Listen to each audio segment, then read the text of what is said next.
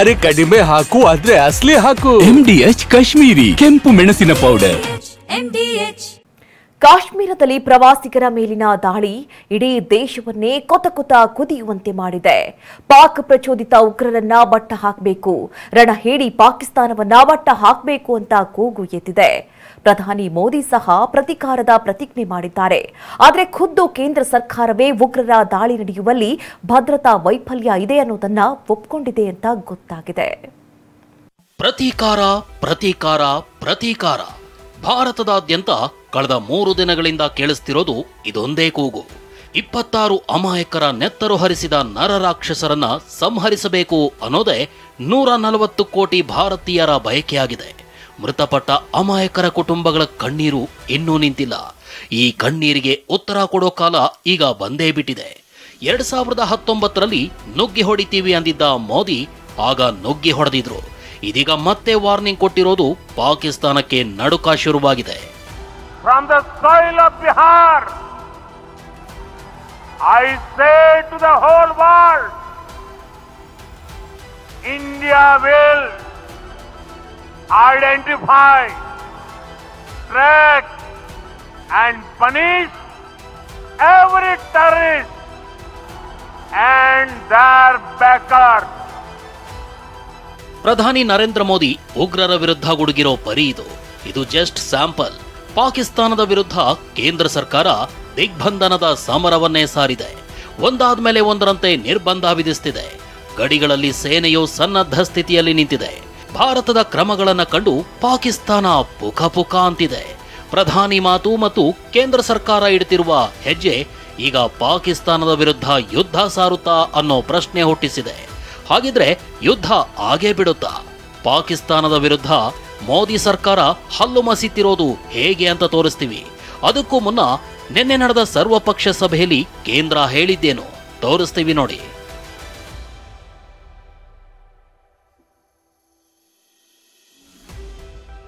ಉಗ್ರರ ದಾಳಿಗೆ ಭದ್ರತಾ ಲೋಪವೇ ಕಾರಣ ತಪ್ಪೊಪ್ಪಿಕೊಂಡ ಕೇಂದ್ರ. ಸರ್ವಪಕ್ಷ ಸಭೆಯಲ್ಲಿ ಗೃಹ ಸಚಿವ ಅಮಿತ್ ಶಾ ಹೇಳಿದ್ದಾದ್ರೂ ಏನು? ಉಗ್ರರ ದಾಳಿಯ ಬೆನ್ನಲ್ಲೇ ಕೇಂದ್ರ ಸರ್ಕಾರ ಸರ್ವಪಕ್ಷ ಸಭೆ ಕರೆದಿತ್ತು. ದೆಹಲಿಯ ಸಂಸತ್ ಭವನದಲ್ಲಿ ರಕ್ಷಣಾ ಸಚಿವ ರಾಜನಾಥ್ ಅಧ್ಯಕ್ಷತೆಯಲ್ಲಿ ಎಲ್ಲಾ ಪಕ್ಷಗಳ ಸಭೆ ನಡೆಸಲಾಯಿತು. ಸಭೆಯಲ್ಲಿ ಕೇಂದ್ರ ಗೃಹ ಸಚಿವ ಅಮಿತ್ ಶಾ, ವಿದೇಶಾಂಗ ಸಚಿವ ಜೈಶಂಕರ್ ಸೇರಿದಂತೆ ಹಲವು ಸಚಿವರು ಇದ್ರು. ಲೋಕಸಭೆ ವಿಪಕ್ಷ ನಾಯಕ ರಾಹುಲ್ ಗಾಂಧಿ, ರಾಜ್ಯಸಭೆಯಲ್ಲಿ ವಿಪಕ್ಷ ನಾಯಕ ಮಲ್ಲಿಕಾರ್ಜುನ ಖರ್ಗೆ ಕೂಡ ಭಾಗಿಯಾಗಿದ್ರು.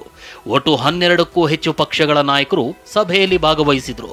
ಸಭೆಗೂ ಮುನ್ನ ಉಗ್ರರ ದಾಳಿಯಲ್ಲಿ ಮಡಿದವರಿಗೆ 2 ನಿಮಿಷಗಳ ಮೌನಾಚರಣೆ ಮೂಲಕ ಶ್ರದ್ಧಾಂಜಲಿ ಸಲ್ಲಿಸಲಾಯಿತು.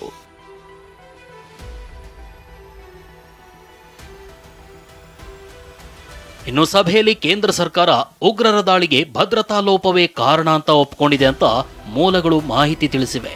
ವಿಪಕ್ಷಗಳ ನಾಯಕರು ಭದ್ರತಾ ವೈಫಲ್ಯ, ಗುಪ್ತಚರ ಇಲಾಖೆ ವೈಫಲ್ಯದ ಬಗ್ಗೆ ಪ್ರಶ್ನಿಸಿದ್ದಾರೆ. ಈ ವೇಳೆ ಕೇಂದ್ರ ಗೃಹ ಸಚಿವ ಅಮಿತ್ ಶಾ ಏನೂ ತಪ್ಪಾಗಿಲ್ದಿದ್ರೆ ನಾವಿಲ್ಲಿ ಯಾಕೆ ಕುಳಿತುಕೊಳ್ತಿದ್ವಿ ಅಂತ ಹೇಳಿದ್ದಾರೆ ಎನ್ನಲಾಗಿದೆ.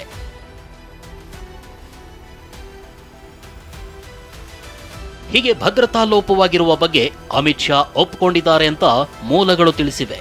ಸಭೆ ಬಳಿಕ ಮಾತನಾಡಿರೋ ರಾಜ್ಯಸಭೆ ವಿಪಕ್ಷ ನಾಯಕ ಮಲ್ಲಿಕಾರ್ಜುನ ಖರ್ಗೆ ಕೂಡ ಕೇಂದ್ರ ಭದ್ರತಾ ವೈಫಲ್ಯ ಆಗಿರೋದನ್ನ ಒಪ್ಪಿಕೊಂಡಿದೆ ಅಂದ್ರು. सिक्योरिटी 3 टायर सिक्योरिटी रहती है वहाँ, और 3 टायर सिक्योरिटी रहते हुए भी एक ऐसा लैप्स हुआ.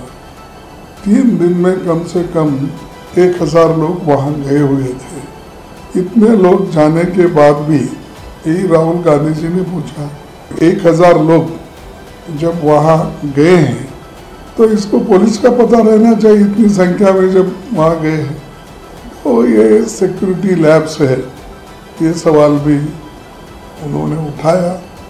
उसको नेचुरली उनका जो भी रिप्लाई, पहले भी ऐसा होता था, हमने ये किया, लेकिन इस बार हुआ है, लेकिन इसको सब मिलकर कैसा दुरुस्त करना चाहिए उसके बारे में हम आज मिले हैं, वो हम करेंगे.